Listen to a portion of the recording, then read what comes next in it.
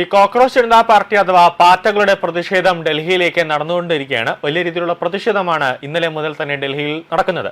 അവർക്ക് പിന്തുണയുമായിട്ട് CPM-ലെ അടക്കം നേതാക്കളുണ്ട്, കൂടാതെ SFI പ്രവർത്തകരടക്കമുണ്ട്, കൂടാതെ ചില വിദ്യാർത്ഥി സംഘടനകളടക്കം അവരുടെ കൂടെ ഒരു പിന്തുണയുമായിട്ട് ഉണ്ട് എന്നതാണ് ഏറ്റവും പ്രധാനം. നിലവിലിപ്പോൾ തിരുവനന്തപുരം പാളയത്തെ സർക്കാർ ഫൈൻ ആർട്സ് കോളേജിൽ പ്രധാനമന്ത്രി നരേന്ദ്രമോദിയെ അധിക്ഷേപിക്കുന്ന തരത്തിലുള്ള പരാമർശങ്ങൾ പോസ്റ്റർ രൂപത്തിൽ കോളേജിൽ വ്യാപകമായി ഒട്ടിച്ചിരിക്കുന്നു എന്ന ഒരു ദൃശ്യങ്ങൾ ഇപ്പോൾ പുറത്തേക്ക് വന്നിട്ടുണ്ട്. മോദി ജനാധിപത്യത്തിന്റെ കൊലയാളി എന്നിങ്ങനെ അത്യന്തം അധിക്ഷേപിക്കുന്ന തരത്തിലുള്ള ഒരു പരാമർശങ്ങളാണ് പോസ്റ്ററിൽ ഉണ്ടാവുന്നത്. കോളേജിന്റെ പുറത്താണ് ഈ പോസ്റ്റർ എല്ലാം തന്നെ പ്രത്യക്ഷപ്പെട്ടത്. ഡൽഹിയിലെ പാറ്റ പ്രതിഷേധത്തിന് ഐക്യദാർഢ്യം പ്രഖ്യാപിക്കുന്നു എന്ന പേരിലാണ് ദേശവിരുദ്ധ പോസ്റ്റർ പ്രചരിപ്പിച്ചിട്ടുള്ളത്.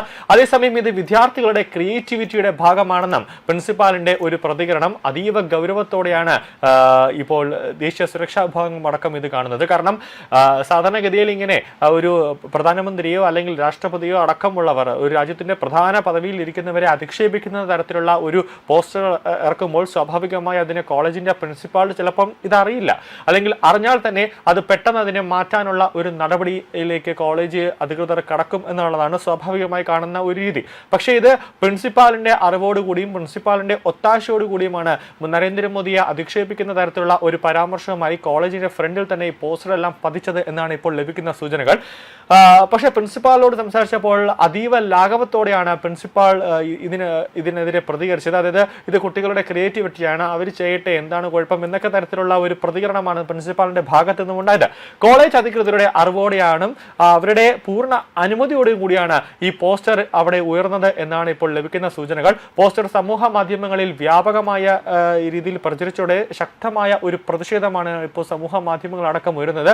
എന്നാൽ ഇതുവരെയായിട്ടും ആ പോസ്റ്റർ അവിടെ നിന്ന് മാറ്റാനുള്ള ഒരു ഉത്തരവ് അല്ലെങ്കിൽ മാറ്റാനുള്ള ഒരു നടപടി കോളേജ് അധികൃതരുടെ ഭാഗത്തു നിന്നോ അല്ലെങ്കിൽ പ്രിൻസിപ്പാളിന്റെ ഭാഗത്തു നിന്നോ ഉണ്ടായിട്ടില്ല എന്നതാണ് മറ്റൊരു പ്രധാനപ്പെട്ട കാര്യം. കൂടാതെ നരേന്ദ്രമോദിയെ ഇങ്ങനെ അധിക്ഷേപിക്കുന്ന തരത്തിലുള്ള ഒരു പരാമർശം അല്ലെങ്കിൽ അത് പോസ്റ്റർ രൂപേണയൊക്കെ ഉണ്ടാകുമ്പോൾ അത് വലിയ രീതിയിലുള്ള ഒരു പ്രതിഷേധം അല്ലെങ്കിൽ സ്വമേധയാ തന്നെ പോലീസ് അത് കേസ് എടുക്കേണ്ട ഒരു കാര്യമാണ്. കാരണം ഒരു കലാപത്തിനുള്ള ഒരു ആഹ്വാനം അല്ലെങ്കിൽ പ്രധാനമന്ത്രി നരേന്ദ്രമോദിയെ അധിക്ഷേപിച്ചു എന്ന രീതിയിൽ പോലീസിന് സ്വമേധയാ കേസ് എടുക്കാനുള്ള ഒരു സാഹചര്യം അല്ലെങ്കിൽ അങ്ങനത്തെ ഒരു സന്ദർഭമുണ്ട്. പക്ഷേ ഇതൊന്നും പോലീസ് അറിഞ്ഞില്ല, അല്ലെങ്കിൽ നമ്മുടെ സംസ്ഥാന ആഭ്യന്തര വകുപ്പോ അല്ലെങ്കിൽ മുഖ്യമന്ത്രി VD സതീശനോ അല്ലെങ്കിൽ സ്റ്റേറ്റ് ഇന്റലിജൻസോ ഇതൊന്നും അറിഞ്ഞ ഒരു മട്ട് അല്ല എന്നതാണ്. കാരണം ഈ ഒരു രാവിലെയാണ് ഈ ഒരു പോസ്റ്റർ ഫൈൻ ആർട്സ് കോളേജിന്റെ മുന്നിലേക്ക് പ്രത്യക്ഷപ്പെട്ടത്. പക്ഷേ ഇപ്പോൾ വൈകുന്നേരം ആവാറായി. പക്ഷേ ഇതുവരെയായിട്ട് ഒരു തരത്തിലും സർക്കാരിന്റെ ഭാഗത്തു നിന്നോ അല്ലെങ്കിൽ സ്റ്റേറ്റ് ആഭ്യന്തര വകുപ്പിന്റെ ഭാഗത്തു നിന്നോ ഒരു നടപടിയും ഇതിനെതിരെ ഉണ്ടായിട്ടില്ല.